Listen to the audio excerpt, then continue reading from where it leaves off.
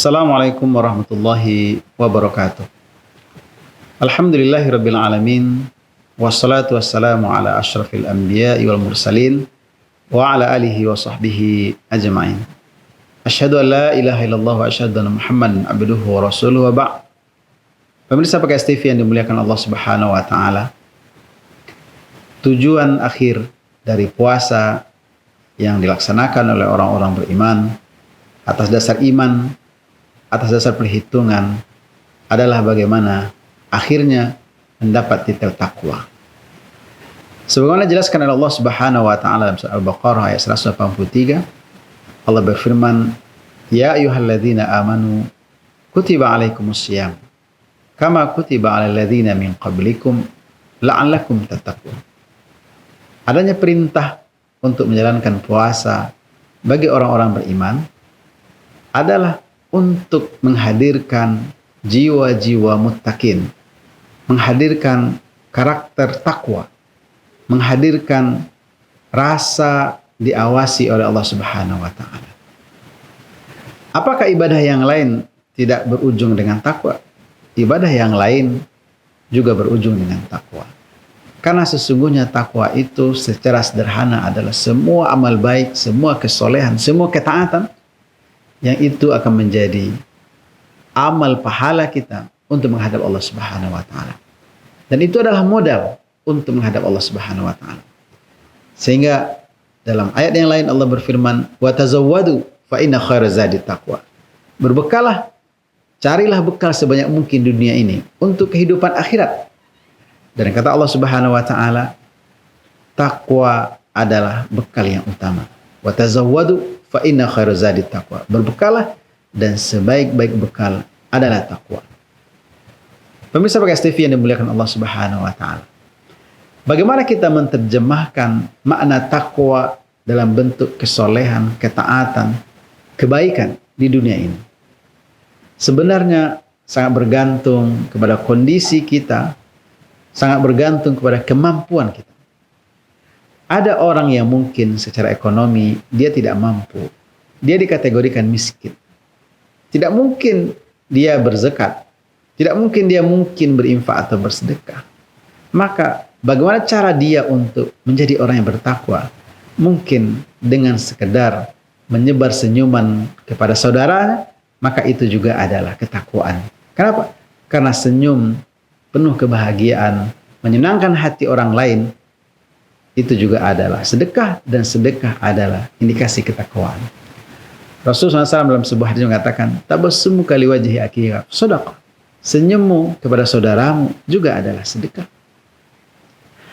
Sebagian orang mungkin tidak bisa melakukan haji atau umroh. Kenapa? Karena ibadah itu berbiaya mahal. Tetapi dia bisa melahirkan ketakwaan dengan sholat tahajud, dengan qiyamul lail, dengan tarawih, dengan witir, dengan duha. Dia memperbanyak sholat-sholat sunat, maka itu juga akan berujung dengan ketakwaan. Dia mungkin tidak bisa melakukan ibadah-ibadah sunat yang begitu berat bagi dia, tapi lisannya bisa menyebabkan dia menjadi orang yang bertakwa dengan istighfar, dengan tasbih, dengan tahlil, dengan tahmid. Bahkan Rasulullah SAW dalam hadisnya menjelaskan ketakwaan itu mesti dihadirkan kapan dan di mana saja. Apa maksudnya? Yaitu merasa diawasi oleh Allah Subhanahu wa taala. Muraqabatullah, merasa diawasi oleh Allah sehingga dia tidak melakukan kemaksiatan, dia tidak berbuat dosa. Rasulullah SAW bersabda, "Ittaqillaha haitsu ma kunta." Bertakwalah kepada Allah dimanapun kamu berada. Bagaimana? Mungkin dengan melakukan amal soleh atau meninggalkan kemaksiatan karena merasa diawasi oleh Allah Subhanahu wa taala. Pemirsa PKS TV yang dimuliakan Allah Subhanahu wa taala.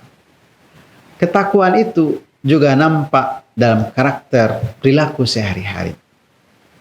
Bagaimana muamalah kita sehari-hari dengan orang lain, memberi manfaat kepada orang, bukan menjadi penyebab orang berbuat dosa, bukan provokator untuk kemaksiatan, bukan menyebabkan orang berbuat maksiat ikut bersama kita dalam kelalaian kepada Allah Subhanahu wa taala. Oleh karenanya wajar Rasulullah SAW mengatakan, ittaqillaha haitsuma kunta wa atbi'is sayyi'atal hasanata tamhuha wa khaliqin nasa bi khuluqin hasan. Bagaimana kekeliruan, kelalaian kita atau kemaksiatan atau dosa yang mungkin pernah kita lakukan, jangan berulang, tetapi cukup sekali saja.